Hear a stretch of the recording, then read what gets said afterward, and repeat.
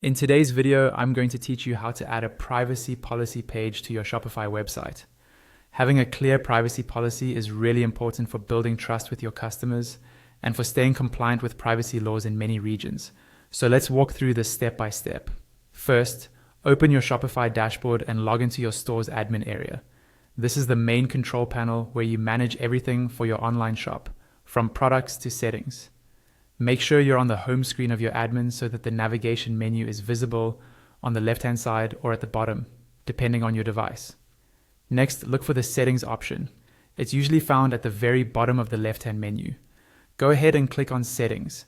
This will open a new page with several categories that control how your store behaves behind the scenes.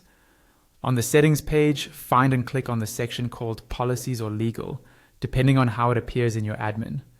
This is the area where Shopify lets you manage all of your legal documents, such as your refund policy, terms of service, and of course, your privacy policy.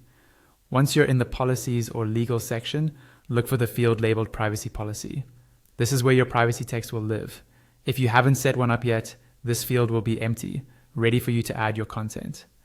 Now, to create that content, head over to your AI tool of choice in a new tab. You can use any reliable writing assistant. Provide it with as much detail as you can about your business. What kind of products you sell, what customer data you collect, how you store it, whether you use cookies, and which third-party services you use, like payment processors or email marketing tools. Ask the AI to generate a privacy policy and to ask you follow-up questions where needed, so the final text is as accurate and tailored to your store as possible. Remember, AI is helpful, but you are responsible for making sure the policy fits your situation and local laws. So consider having a legal professional review it if possible. Once the AI has generated your privacy policy and you're happy with the content, select the entire text and copy it. Go back to your Shopify admin tab, to the privacy policy field you opened earlier, and paste the text into that empty box.